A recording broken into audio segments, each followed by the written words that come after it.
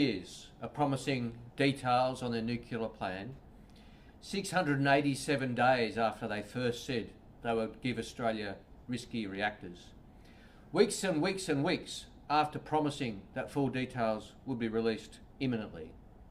Today, the Liberal and National Party left many more questions than answers when it comes to their nuclear policy. And I'll tell you why. Because they know the answers are very bad. Today, the Liberal and National parties, having promised an energy policy, released a list of sites with no costs, no details, no modelling, and they couldn't even release the number of gigawatts or megawatts that would be added to the energy system as a result of this policy.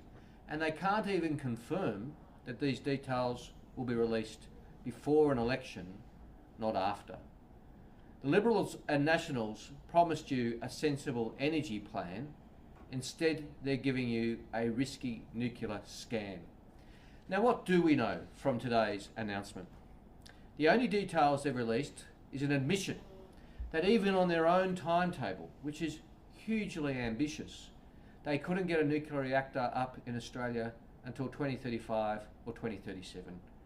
Now, that would be, in and of itself, the fastest nuclear rollout in the world, in a country that doesn't have a nuclear industry. But even on their own figures, they can't deliver before then. They've also announced 7 sites. Now, these sites spread across New South Wales, Victoria, Queensland, South Australia and Western Australia. We know this. Of the 7 proposed sites, in 6 of the occasions, on 6 of the locations, the owners aren't interested in hosting a nuclear power plant. In 6 out of the 7 sites, the owners have said they won't have it. So this policy fails at the first hurdle. And we've also had Perrin Davey, the Deputy Leader of the National Party, say that if communities are against it, they won't proceed and they won't be replaced with other sites. So where's the energy going to come from, Mr Dutton? And we know this.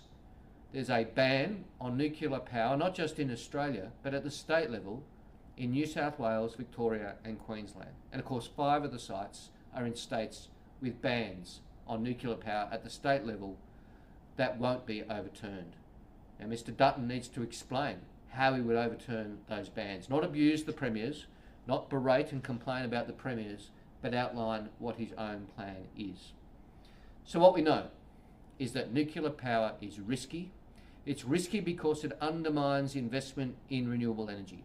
It's risky because it means relying on aging coal-fired power stations for longer. It's risky because it would mean relying on coal-fired power, which is increasingly unreliable, for longer than we otherwise need to. We know that nuclear is too expensive, too slow to build, and too risky for energy reliability.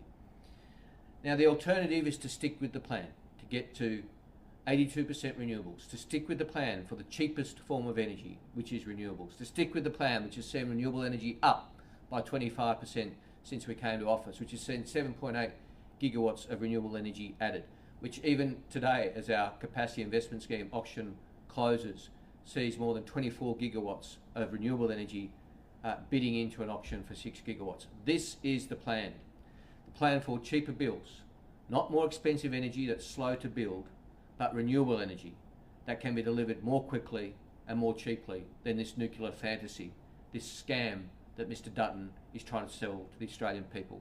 Happy to take questions from journalists on the phone. Mr. Bowen, it's Jack Bell here from News Corp. What will we see if progress on renewables stalled, from the next election, and then we didn't see nuclear generation come online until, well into 2030, 2040 at the earliest? So are you saying would we see that under a Liberal government? No, yeah. What would be the scenario if that was to happen? Yes. Well, what we would see. What we would see is a complete breakdown of investment in renewable energy, and that's what the Liberal and National Party wants. I mean, at least they're honest about this. They say they want a pause in renewable energy, and that is what this policy is designed to do, to slow or stop renewable energy, to rely on coal for longer as we wait for this nuclear fantasy to come about. So We now have a clear choice. The Australian people now have a very clear choice. Stick with the plan or go with this uncosted, unmodelled fantasy that Mr Dutton is proposing today.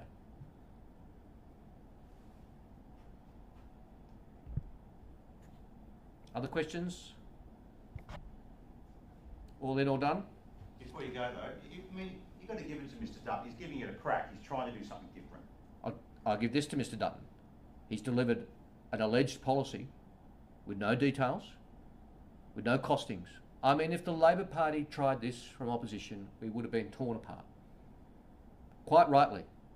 You can't be a serious party of government and say we're going to build 6 nuclear power plants or 7 nuclear power plants on 6 sites where the owners don't want them, 5 sites where it's banned at state law, and we'll get back to you about the details. And those details, by the way, might be post-election. I mean, they've said that they won't release their emissions targets until after the election. Now they're now saying they won't release key details about the nuclear plan until after the election. If Mr Dutton's not prepared to share the details, then the Australian people are entitled to reach the view that he's not serious when it comes to energy. Regarding pollution, he said it's not as important to him as it is to you. What do you say to that? Well, that might be the most honest thing he said. He obviously, action on climate is not important to Mr Dutton, but neither is the reliability or cheaper bills, because that's what renewables provides. The whole idea, the amount of money you need to spend to do offshore wind farms and so on, it's a big spend though. Is it still pie in the sky that it's going to work, that it's going to deliver enough base power that we need?